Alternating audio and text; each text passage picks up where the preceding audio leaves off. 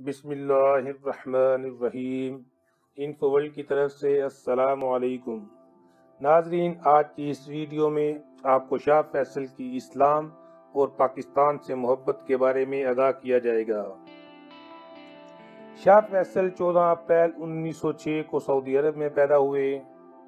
جدید سعودی عرب کے معمار اور عالم اسلام کو دنیا میں عزت اور قوت کے ساتھ کھڑا کرنے والے سعودی فرمانروا شاہ فیصل کو دنیا بھر کے مسلمان محبت اور عقیدت کی نگاہ سے دیکھتے ہیں۔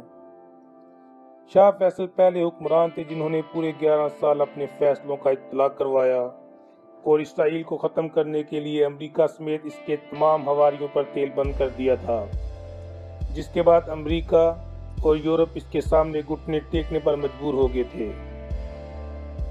شاہ فیصل نے 1969 میں مسلم ممالک کو OIC کے پلیٹ فارم پر اکٹھا کیا تھا۔ 1973 کی عرب اسرائیل جنگ میں مغربی ممالک نے اسرائیل کا ساتھ دیا تو شاہ فیصل نے مغربی ممالک کو تیل کی سپلائی بند کر دی تھی۔ سعودیہ کے حکمران کی طرف سے تیل کو بطور ہتھیار استعمال کرنے کے بعد عالمی معیشت ہل کر رہ گئی۔ ناظرین، پاکستان کے ساتھ شاہ فیصل کی والہانہ محبت کا اندازہ اس بات سے لگایا جا سکتا ہے کہ انہوں نے 1965 اور 71 کی جنگوں میں پاکستان کو مفت تیل سپلائی کیا، اور جب 1971 میں پاکستان دو لخت ہوا تو شاہ فیصل بہت غمگین اور افسردہ تھے۔ وہ انہوں نے کہا کہ آج اسلام کا قلعہ دو لخت ہو گیا ہے، یعنی کہ شاہ فیصل پاکستان کو اسلام کا قلعہ سمجھتے تھے۔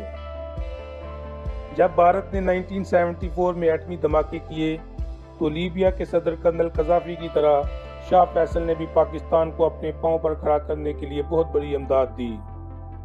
شاہ فیصل پاکستان کے لیے ایک طاقتور ڈھال کی طرح تھے۔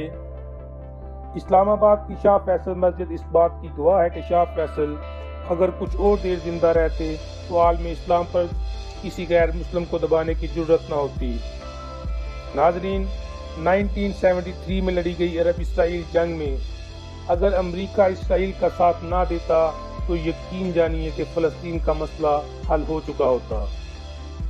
اس جنگ میں پاکستان نے بھی بھرپور حصہ لیا اور پاکستان کی فضائیہ نے اسی جنگ میں اسرائیل کی فضائیہ کی کمر توڑ کر رکھ دی تھی، اور اسی جنگ میں شاہ فیصل نے دلیرانہ فیصلہ کرتے ہوئے تیل کی پیداوار بند کر دی تھی، اور ان کا یہ قول بہت مشہور ہوا تھا۔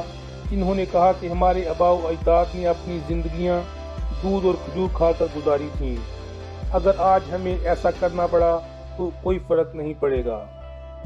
ناظرین، سعودیہ کا یہ فیصلہ امریکہ کے لیے ضرب کاری کی حیثیت رکھتا تھا، جس کو تبدیل کرنے کے لیے امریکی ہر کوشش ناکام ہو چکی تھی۔